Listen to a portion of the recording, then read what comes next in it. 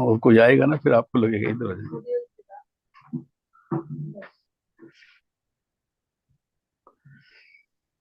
हाँ जी, शुरू करो जी। जी। रामकली महला पहला। सिद्ध गोष्ठ। आदि को कवन विचार कथियले, सुन कहाँ घर वासो। हम्म। ज्ञान की मुद्रा कवन कथियले, घट घट कवन निवासो। हम्म। काल काठी का क्यों जलाई ले, क्यों निर्भव घर जाइए। हम्म। सहज संतोख का आसन जाने, क्यों छेदे बैराइए। हम्म। गुर के सब देहों में बिख मारे, ता निज घर होवे वासो। जिन रच रचया तिस शब्द पछाणे, नानक ताका दासो। हम्म। हाँ जी, आज का शब्द सिद्ध गोष्ठ का चल रहा है। कल के शब्द में था कित बिद पुरखा जन्म बटाया, काय को तुझ ए मन लाया, कित बिद आशा मनसा खाई, कित बिद जोत निरंतर पाई। उसका जवाब भी दिया था। आज हम उससे आगे चलते हैं। आज का जोगियों ने सवाल किया, जो सिद्धों ने, आद को कवन विचार कथेल है। सबसे पहले क्या था जब कुछ भी नहीं था? न सूर्य था, न चंद्रमा थे, न तारे थे, न दरिया पहाड़ थे, न इंसान था, न कोई जानवर था, कुछ नहीं था। अरब खरब धुंधुकार थी। तो उसके बारे में कहते हैं, ये बताओ ये आज सबसे पहले क्या था? तो लोगों के अलग अलग विचार है, जैसा जैसा। लेकिन जो संतों के विचार है, जितने भी संत हुए, वो जहाँ या हिंदुस्तान में हुए या बाहर हुए या किधर भी, उनके उनकी एक ही विचार है। जपजी साहब में भी आता है कि वो कौन सा वार था, कौन सी तिथि थी, जिस वक्त सारी दुनिया का आकार हुआ। तो वो कहते हैं, वेल ना पाया पंडित थी, जो वे लेख पुराण। पंडितों को वो वक्त नहीं पता लगा, नहीं तो वो कुरान अपने पुराण में लिख देते। वक्त ना पायो कादियां, जो कुरान शरीफ लिखा है कादियां ने लिखा है, जैसे मिलता है हिस्ट्री में। वक्त ना पायो कादियां जे लिखन ले कुरान, तो वो कुरान में लिख देते। तो कहीं भी इसका जवाब नहीं मिलता। तो कहते हैं, ये कब था, कहाँ था, कैसे शुरू हुआ? आद को कवन विचार कथी है, हमें ये बताइए सबसे पहले क्या था। और उसको हम जानने के लिए कैसे मेडिटेट करें, कैसे समझें, वो कौन सा विचार है जिससे हमें पता लगे कि सबसे पहले क्या था। फिर पढ़ो जी। आदि को कौन विचार कथियले, हम्म। सुन कहाँ घर वासो। सुन कहाँ करवासो, वो सुन कहाँ है? सुन कहते हैं जिसको हम शून्य भी कह सकते हैं, जिसे मतलब जीरो कहते हैं, जिसमें सारे फिलसफे खत्म हो जाते हैं। ना कोई जात रहती है, ना कोई पत रहती है, ना मर्द है, ना औरत है, ना बूढ़ा है, ना बच्चा है, ना दरख्त है, ना पहाड़ है। कुछ भी नहीं था। वो परमात्मा अपने में अकेला था सर।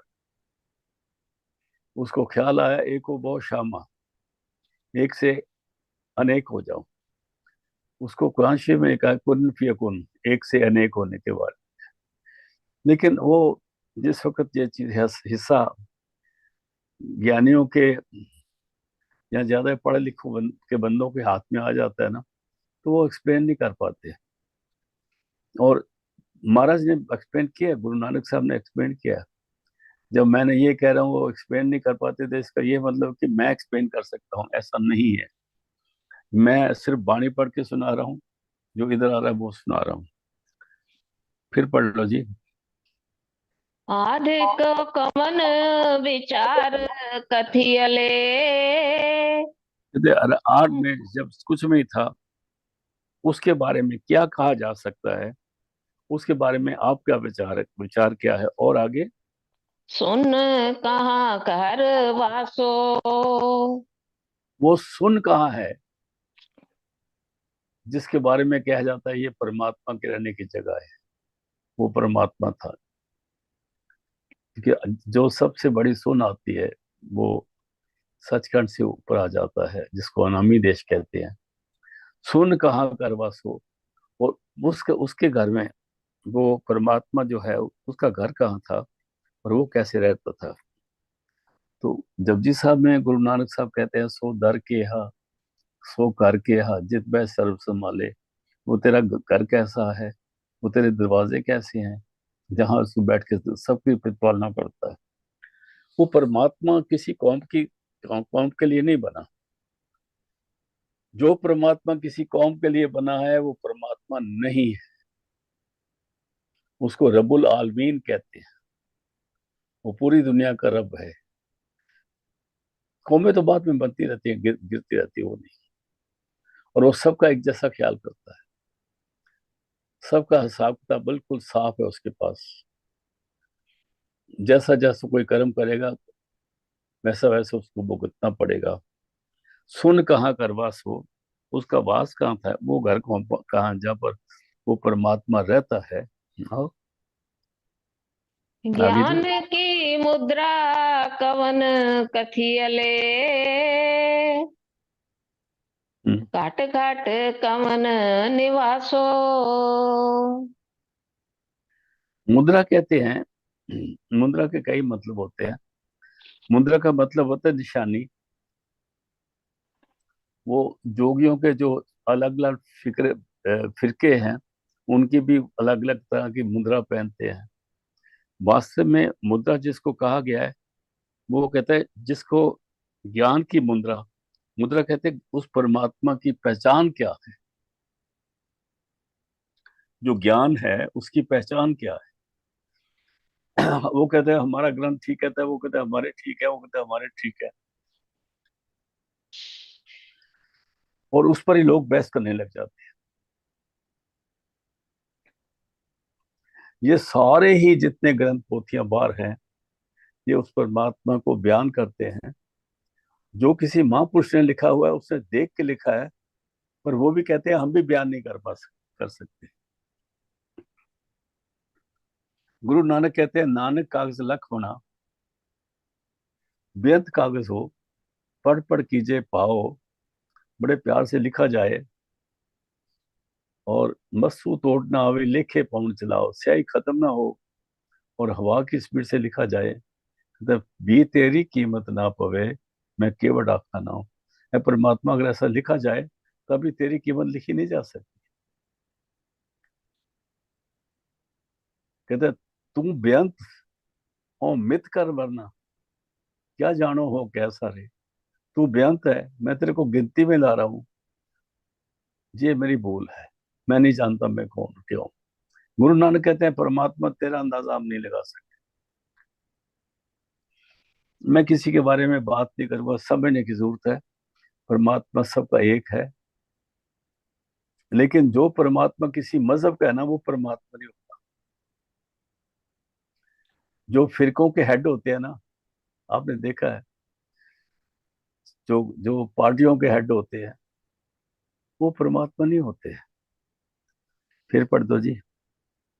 ज्ञान की मुद्रा कवन कथियले। ज्ञान की मुद्रा, ज्ञान की पहचान, असली ज्ञान क्या है, उसको कैसे पहचाना जाए। सारे ज्ञान की बातें करते हैं, तो बातों में ज्ञान बताया नहीं जा सकता। गली भगत ना होए है। ज्ञान की मुद्रा कवन कथील है, और घाट घाट कवन निवासो। कटकट मैंने हर शरीर के अंदर कवन निवास हो, किसका निवास है। हर शरीर के अंदर कौन रहता है? ऐसा नहीं है कि जो किसी कौम का है उसके अंदर वो उस कौम का खुदा रहता है। जो सिख है उनका उनके अंदर गुरु नानक रहता है। जो मुसलमान है उनके अंदर कोई और रहता है। हिंदुओं के अंदर कोई और रहता है। जो जो हनुमान जी की पूजा करते हैं उनके अंदर कोई और रहता है। वो एक परमात्मा सबके अंदर है। उसने दुनिया बनाई है। उसके सारे बच्चे एक जैसे बने हैं। आपने देखा ना?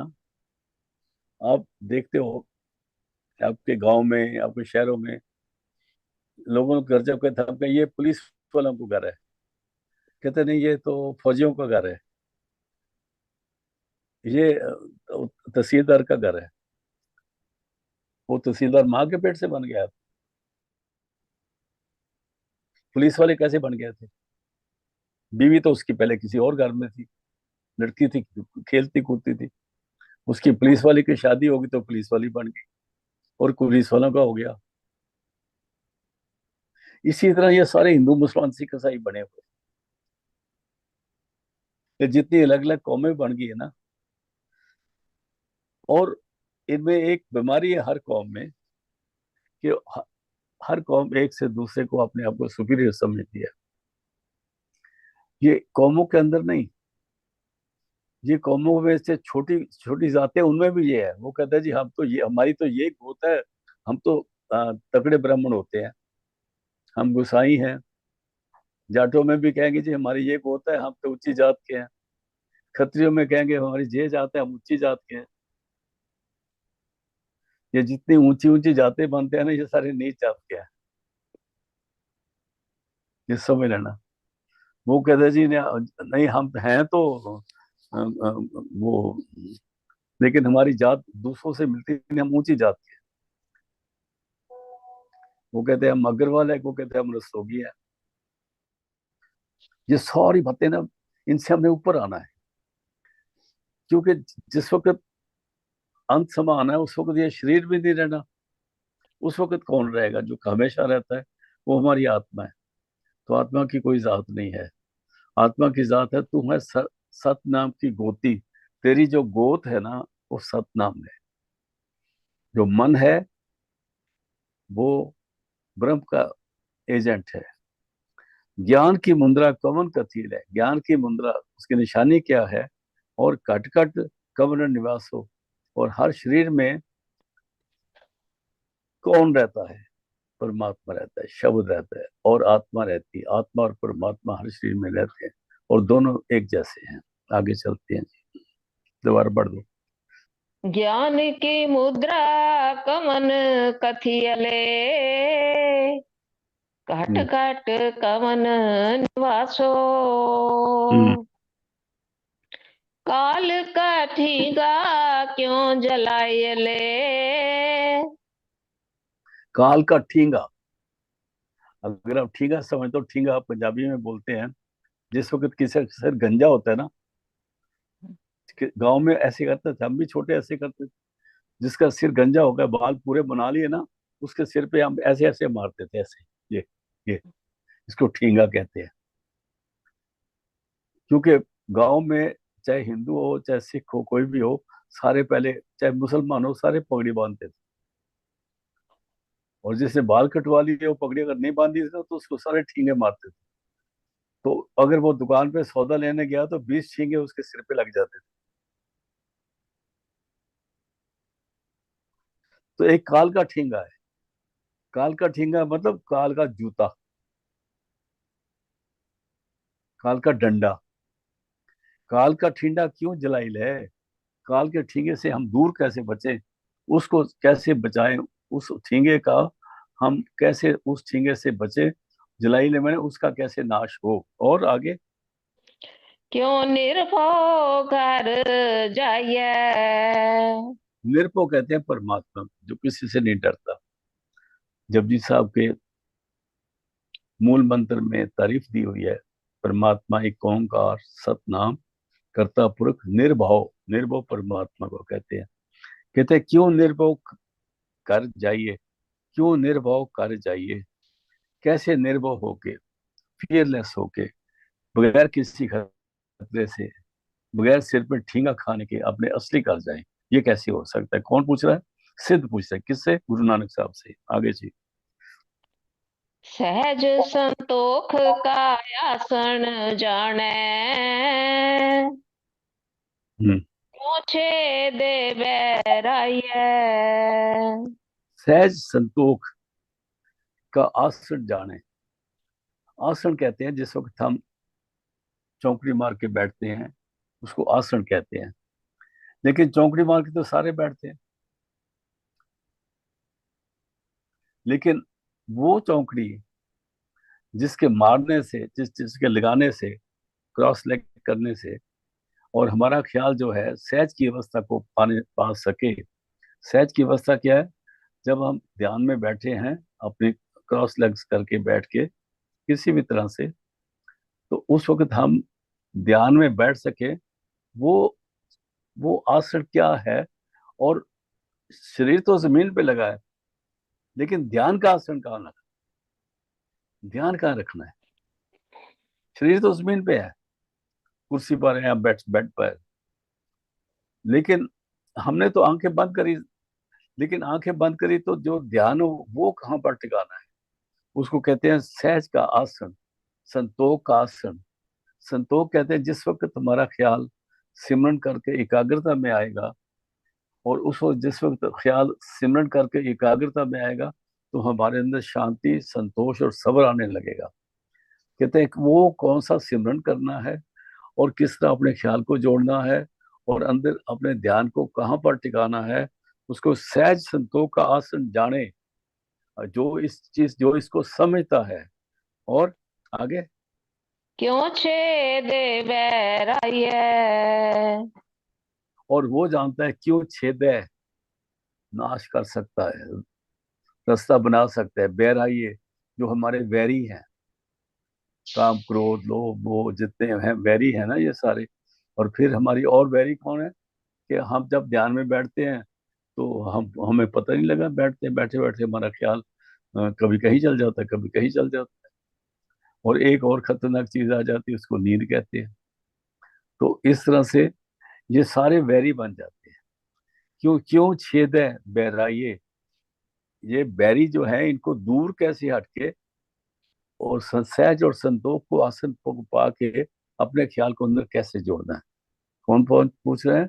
सिद्ध पूछ रहे हैं गुरु नानक साहब से। फिर पढ़ो जी। सहज संतोख का आसन जाने, हम्म। क्यों छेदे बैराये। और आगे क्या? गुर और गुर के शब्द हों में बिख मारे। गुरु नानक साहब ने फरमाया कि सहज का जो आसन है ना, वो सहज संतोष का आसन जाने, जो गुरु को समझाएगा और कैसे वैरियों को आजाद करके ऊपर जाना है। तो गुरु नानक साहब फरमाते हैं, गुर के पढ़ो जी। गुर के शब्द हों में बिख मारे। जो गुरु का शब्द है, यहाँ पर शब्द का मतलब है गुरु के शब्द। गुरु ने जो आपको मूल मंत्र दिया है, गुरु ने जो आपको मंत्र दिया है। देखो, वाणी सबसे होती है, पढ़ना भी अच्छा है, लेकिन कुछ जो शब्द बार बार का जिक्र आता है ना, तो लोग लिखे हुए शब्दों की तरफ चले जाते हैं। यहाँ यहाँ गुरु शब्द का मतलब है गुरु मंत्र। और वैसे जो शब्द है उसका मतलब ये है वो लिखने पढ़ने में नहीं आता, वो हमारे अंदर 24 घंटे हो रहा है, लगातार हो रहा है। उसको अनहद शब्द कहते हैं। यहाँ पर है गुरु के शब्द हमें बिख मारे। गुरु के शब्द से जुड़े, पहले सिमरन से चले, फिर सिमरन से जुड़ता जुड़ता जिस वक्त उसका अंदर शब्द प्रकट हो जाएगा, तो जो हमें की जहर है ना, ये सब के अंदर है। थोड़ा सा किसी को आप, जैसे कोई पास बैठा हो ना, उसको छोटी सी चूंडी काट दो, तो वो एकदम आपको बोले क्या कर रहे हो, यहाँ स्विच ऑफ दे। तो बड़ा शांत बैठा बंदा और बड़ी अच्छी खाना खा रहा है सारा कुछ, एकदम टप क्यों पे आओ? क्योंकि आपने छोटी सी चूंडी काट दी है। इसी तरह हर एक के अंदर वो हंकार जो है ना फंसा हुआ है। वो अहंकार हर एक के अंदर एक चुंडी का काम करता है। किसी किसी को तो ख्याल आता है कि मैं तो कुछ हूँ। जब ये उसको कहता है मैं कुछ हूँ, उसी वक्त तो मेडिटेशन गिर जाता है। हाँ, मैं हूँ, मैं हूँ, मैं कौन हूँ? ये उसको नहीं पता मैं कौन हूँ। अगर उसको पता लगे ना मैं कौन हूँ तो काम बन जाए। बुले साहब तभी तो समझाते हैं, बोले यार की जाना मैं कौन, ये जानना तो सब कुछ काम है। जब पता लग रहा मैं कौन हूँ तो काम बन जाएगा। अभी हम कोई मर्द बना, कोई औरत बना, कोई ये जात कोई वो जात। नहीं जी, हम तो सैयद होते हैं, वो कहते हैं हम तो गुसाई होते हैं। लड़ते रहो आपस में, सैयद और गुसाई। यही तो हो रहा है दुनिया में। अच्छा, गुर के शब्द हमें बिख जा रहे। हमें की जो जहर है ना, जब सिमरन करेगा, सिमरन से शब्द की प्राप्ति अंदर शुरू हो जाएगी, तो वो हमें का जहर जो है खत्म हो जाएगा। ये हमें से आजाद होना शुरू हो जाएगा। एक दिन में नहीं होगा। आगे जी। ता निज घर होवे वासो। जब वो गुरु के शब्द से हमें बिक जर जाएगी, तब उसका ठिकाना अपने निज घर में ठिकाना मिल जाएगा। उसको अंदर शून्य में निवास मिल जाएगा। निज घर शून्य लफ्ज को शून्य को कहते हैं। निज घर पार ब्रह्म को कहते हैं। उस जगह उसका निवास हो जाएगा। आगे जी। जिन रच रचया तिस शब्द पछाणै। जिन रच नानक रचया, ताका दासो। जिन रच रचया, जिसने दुनिया बनाई है। किसने दुनिया बनाई है? वो कहते हैं हमारे खुदा ने बनाई है, वो कहते हैं हमारे वो सब बनाई है, वो कहते हैं हमारी ने बनाई है। कोई नहीं उसको जानता। ऐसे ही बड़ा बना के बैठे हुए साथ। आप देखो ना तो, जिन रच रचया तिस शब्द पछाने। अगर अंदर का सिमरन से शब्द खुल जाएगा, तो हमारी सुरत जो है ना वो अपने असली शेप में आ जाएगी। वो आत्मिक रूप में आ जाएगी। जब सुरत असली शेप का मतलब है मन से आजाद हो जाएगी, तो उसको उसको पता लग जाएगा मैं आत्मा हूँ। तो वो आजाद कब होगी? जब अंदर शब्द प्रकट होगा, तो मन से आत्मा आजाद होकर निरोल हो जाएगी। वो अपने नूर में आ जाएगी। जिन राज चर्चा तिस शब्द पछाड़े, जिसने दुनिया बढ़ाई है।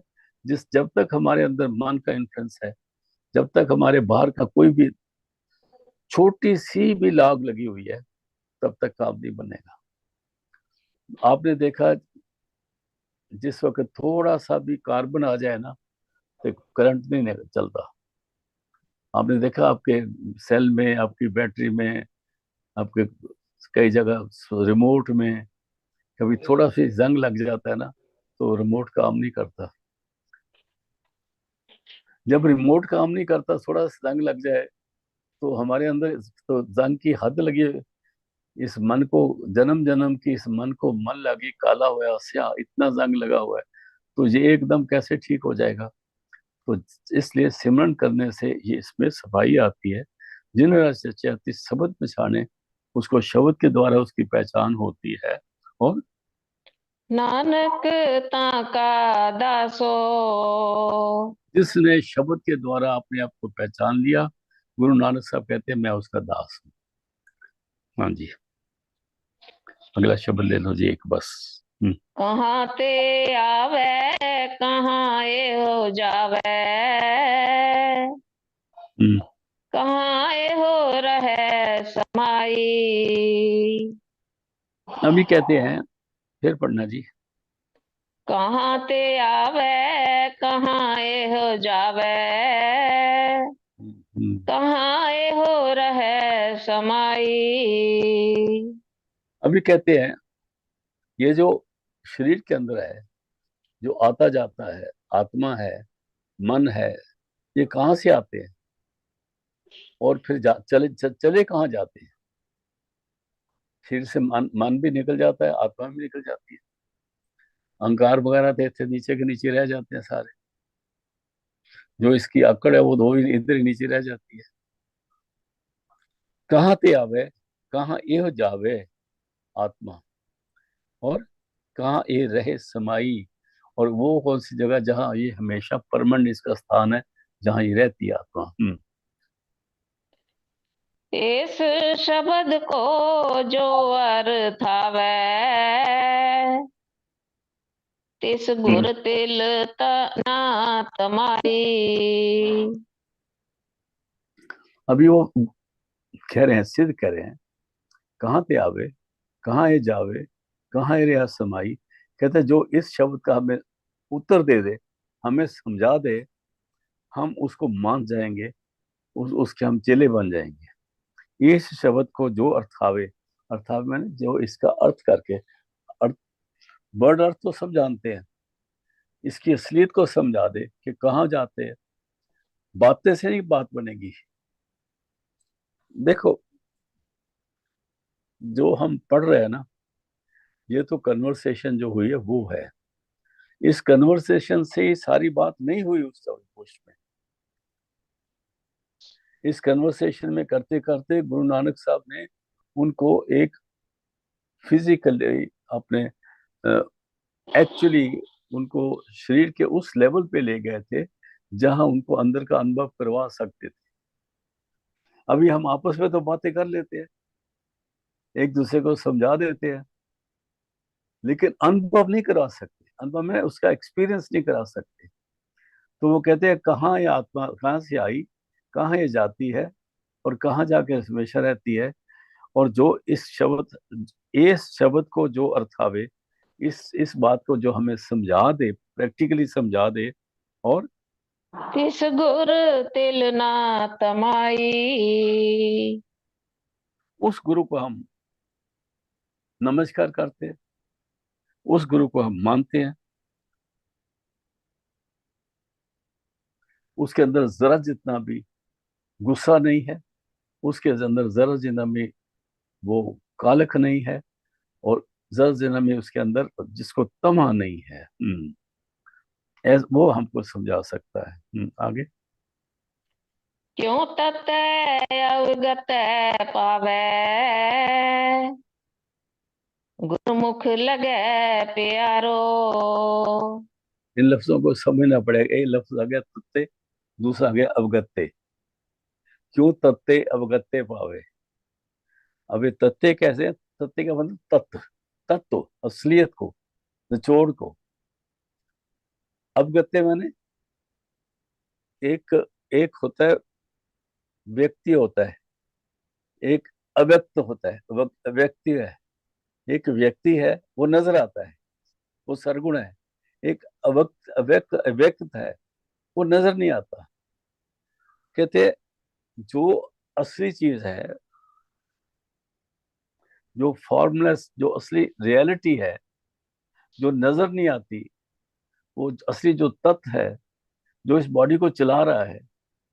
देखो एक बात सुनो, इस शरीर का बड़े डॉक्टर, बड़े अस्पताल बने हैं इसका शरीर का इलाज करने के लिए, लेकिन तब तक इलाज होता रहता है जब जब तक आपके अंदर तत्व है। तत्व मतलब आत्मा है।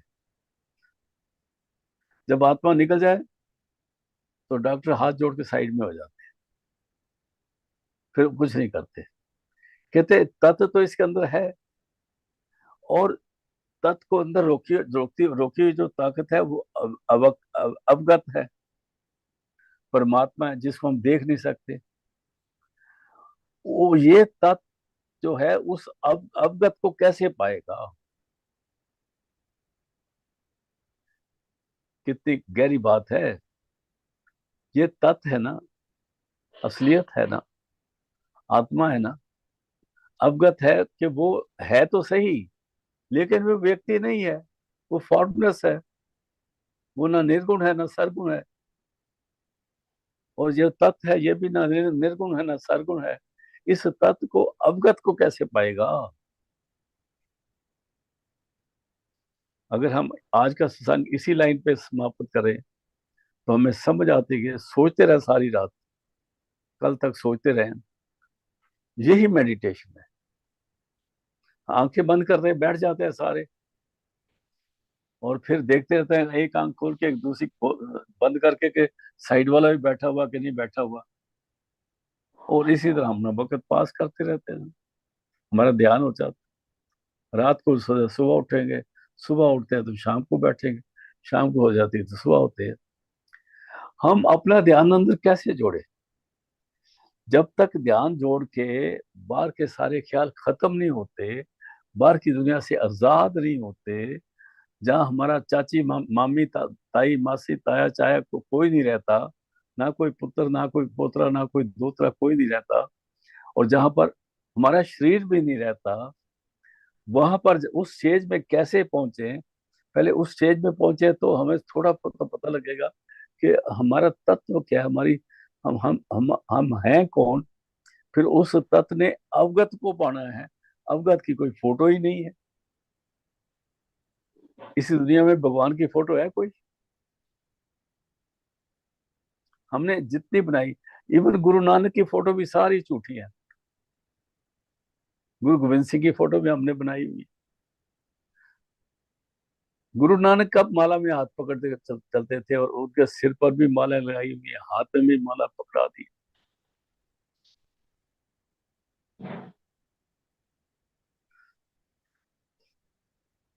गुरु नानक इतना पैदल चले तो उनका चेहरा इतना, वो, उसको आप रौनक नहीं कहते? असलियत जब रौनक हम दिखा ही नहीं सकते, ना हम देख सकते हैं, इस इन आंखों उनका अनुभव ही नहीं कर सकती। बहन जी दोबारा पढ़ो, क्यों तत्व है? क्यों तत्ते अविगत पावे। वो जो अंदर तत्व है, मतलब जो असलियत है, उसको हम कैसे पहचान सकते हैं? गुरमुख लगे प्यारो। और कैसे गुरु की कृपा से हमारा ख्याल उसके साथ जुड़ के तत्व और अवगत का अपने प्यार बन जाता है। हम्म, आगे जी। आपे सुरता आपे करता। कहो फिर नानक बिचारो। गुरु नानक कहते हैं, भाई इसको सोचने की बात है। आप पे सुरता, सुरता मैंने सुनने वाला, सुरत सुनने को कहते हैं, सुरता मैंने सुनने वाला। वो परमात्मा सुनने वाला भी आप पे है, सुनाने वाला भी आप पे है। अभी शब्द आना तो कोई हम चला सकते हैं?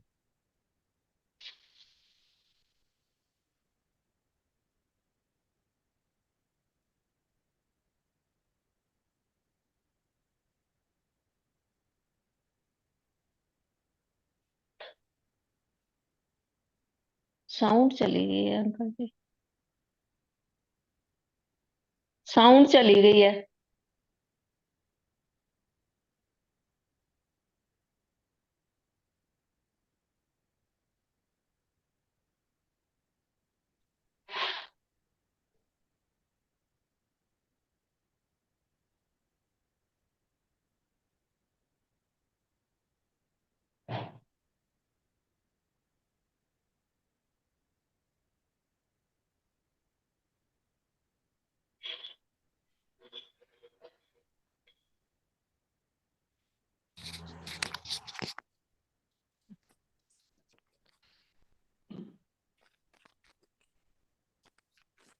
अभी है? आ गई जी, आ गई। आगे ना आवाज, चलो ठीक हाँ है। जी, हाँ जी, आ गई। आपे सुरता आपे करता। सुनने वाला कहो। परमात्मा भी वही है, सुनाने वाला भी वही है, बनने वाला भी वही है, बनाने। फिर चली गई।